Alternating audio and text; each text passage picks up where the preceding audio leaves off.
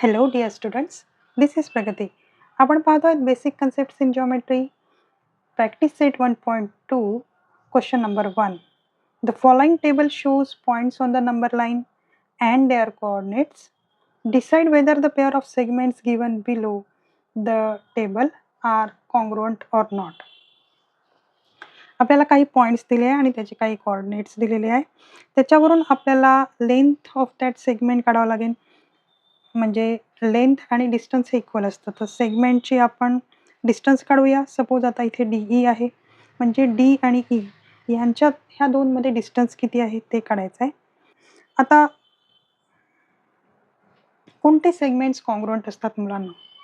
तर पहा, इम्पॉर्टंट गोष्ट लक्ष ठेवा की if the length of the two segments are equal, the two segments are congruent. म्हणजे जर का दोन सेगमेंट्स आहे आणि त्यांची जर का लेंथ इक्वल असेल तर ते दोन सेगमेंट आपण कॉन्ग्रुएंट आहे असं म्हणू शकतो.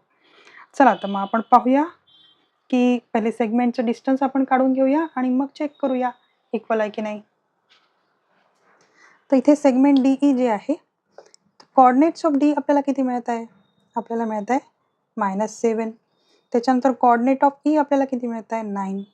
आता याच्यातला मोठा कोणता आहे? 9 हा बिगर आहे 7 पेक्षा, बरोबर ना? तर डिस्टन्स आपल्याला DEचं जेव्हा काढायचं आहे तर आपल्याला बिगर मायनस स्मॉलर करायचं आहे, बरोबर? तर 9 + 7 हे झाले 16, बरोबर? तर आपल्याला डिस्टन्स जे आहे DEचं ते आपल्याला 16 भेटलेलं आहे. अशाच प्रकारे आपण लेंथ AB पण काढणार आहोत. ABचं काढायचं आहे. तर लेंथ AB इक्वल टू होणार आहे डिस्टन्स ABच्या. सो कोऑर्डिनेट ऑफ A किती आहे? हा आहे -3. कोऑर्डिनेट ऑफ B किती आहे? 5. इथे जे आहे 5 हे बिगर आहे -3 पेक्षा. So the distance AB equal to काय होणार? Bigger minus smaller. तर मग इथे झाले 5 + 3 आणि हे झाले 8. सो आन्सर लिहिताना काय लिहिणार आपण? एक 16 आहे, 8 आहे. तर त्यांच्या दोन लेंथ सेम नाही आहे, तर ते दोन सेगमेंट कॉन्ग्रुएंट नाही आहे. So the segment DE and segment AB are not congruent. का कॉन्ग्रुएंट नाही आहे? कारण की जी लेंथ DE आहे ही लेंथ ही नॉट इक्वल टू आहे लेंथ ABच्या. एक 16 आहे, एक 8 आहे. अशा प्रकारे हे क्वेश्चन सॉल्व्ह करायचे आहेत मुलांनो. पाहूया आता क्वेश्चन 2. 2 मध्ये आपल्याला दिलेला आहे सेगमेंट BC. आता सगळ्यात पहिले आपण कोऑर्डिनेट्स लिहून घेऊया, मग डिस्टन्स काढूया. तर कोऑर्डिनेट्स आपल्याला सेगमेंट BCचं काढायचं आहे, म्हणजे length BC equal to distance BC होणार. तर कोऑर्डिनेट ऑफ B आपल्याला किती मिळत आहे? इथे आहे 5 आणि कोऑर्डिनेट ऑफ C आहे 2. अशाच प्रकारे सेगमेंट AD मध्ये जी लेंथ AD ही इक्वल टू होणार डिस्टन्स ADच्या.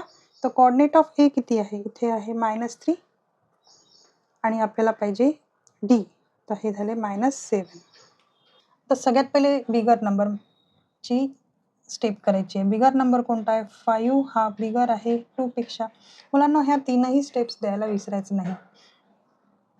तर डिस्टन्स, सो द डिस्टन्स जे आहे BCचं हे इक्वल टू किती होणार? 5 - 2 हे झाले 3. आता आपण डिस्टन्स, आता इथे पहिले बिगर नंबर पहिले काढावं लागेल. -3 हा बिगर आहे -7 पेक्षा, बरोबर?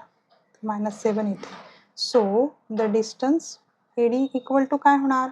-3 - -7 असं होणार. म्हणजे -3 + 7 झाले आणि हे झाले +4 आहे. लेंथ जी BCची आहे ती कशी आहे? हे इकडे 3 आहे आणि इकडे 4 आहे, तर म्हणजे आपल्याला नॉट इक्वल मिळत आहे लेंथ ADच्या, बरोबर? सो आपण लिहिणार की सेगमेंट जे आहे BC अँड सेगमेंट जो आहे आपला AD आर नॉट कॉन्ग्रुएंट.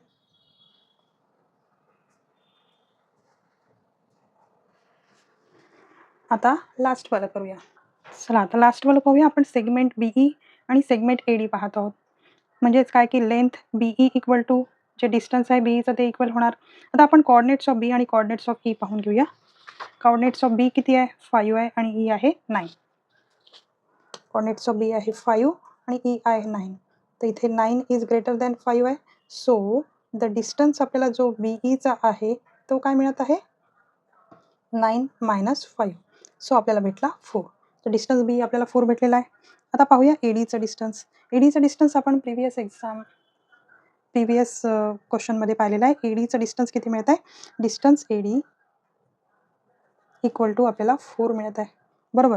म्हणजे पहा, हे डिस्टन्स BE आपल्याला 4 भेटलं आणि AD पण आपल्याला 4 भेटला आहे. सो आपण असं लिहू शकतो की जे लेंथ आहे BEची ही इक्वल आहे लेंथ ADच्या. बरोबर. जर का 2 सेगमेंट्सच्या लेंथ इक्वल आहे तर ते दोनही सेगमेंट्स कॉन्ग्रुएंट असतात, हे आपल्याला माहिती आहे. सो आपण आन्सर लिहिणार की segment BE and segment AD are congruent. अशा प्रकारे हा क्वेश्चन सॉल्व्ह होत आहे मुलांना. If you understand well then please type yes in the comment. Thank you for watching.